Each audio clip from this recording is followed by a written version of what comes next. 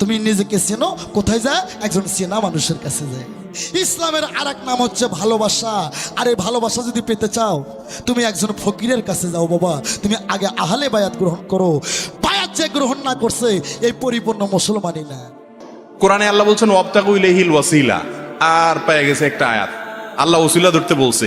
এখন ওসিলাকে পীর সাহেব ধরে, তো পীর সাহেব কারে ধরবে?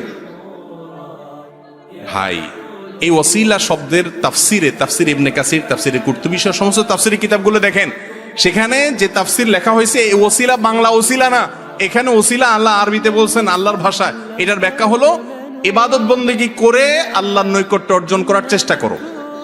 আর আমরা আসলে মনে কিছু করেন না। আমি একটা কথা সবসময় বলি যে আমাদের মতো যে সমস্ত দেশগুলোতে নানা রকম মানুষ অভাবে অনটনে, দুর্নীতি এবং অনিয়ম বেশি হয়, সে দেশের সামনের দুয়ার দিয়ে কিছু হয় না, সবই পিছনের দুয়ার দিয়ে হয়।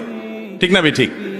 আপনি রেলের টিকিট কাটতে যাবেন, ঈদের আগ দিয়া টিকিট নাই, কাউন্টারে টিকিট নাই, পেছনে আস 50 টাকা বাড়াই দিলে আস।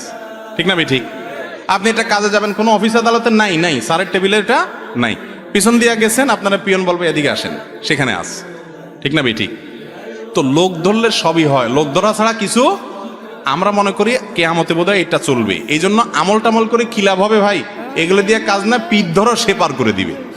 ওই পীরও মুগুরের নিচে পড়বে, আপনিও মুগুরের নিচে পড়বে। কারণ আল্লাহর সামনে কিয়ামতের ময়দানে নবীরা সেখানে অস্থির থাকবে, আপনার পীর কোত্থেকে সুপারিশ করবে? যার যার আমল তার একমাত্র বাঁচার অবলম্বন। অতএব এ কথা ঠিক না যে পীর ধরলে বা ওসিলা ধরলে সে নাজাত করে দিবে। অনেকে আছে দেখবেন, বিশেষ করে বড় বড় ব্যবসায়ীরা আছে, বাংলাদেশে বড় বড় নাম করা কিছু পীর আছে, এদের মুরিদ সব বড় লোক দেখবেন। এই বড় লোক মুরিদ গুলো ব্যাককল, পীর সাহেব অবশ্য শিয়ানা।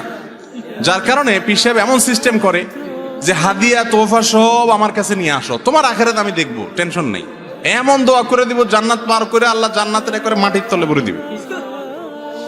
এরকম আছে না নাই? অনেক লোক নামাজ কালাম পড়ে না, ইবাদত বন্দেগী নাই, পীর সাহেবরে হাদিয়া দেয়। আপনাদের কুমিল্লার একটা ঘটনা, আমার ঢাকায় এক লোক বলছিল অনেক আগে, আল্লাহ জানে সত্য মিথ্যা, ঘটনা শুনছি আর কি। বলে যে এক লোকের নামাজ পড়তে বলে, আমি মোল্লারা দান দেই না। কয় নামাজ পড়তে আসো? কয় আমি নামাজ পড়তে, আমি মোল্লারা দান দেই না। মানে মোল্লায় পার করে দিব, ধান দেই, চাঁদা দেই আখেরাতে। মোল্লার বাপের ক্ষমতা আছে কিয়ামতের ময়দানে আল্লাহর কাছ থেকে ছুড়ানোর?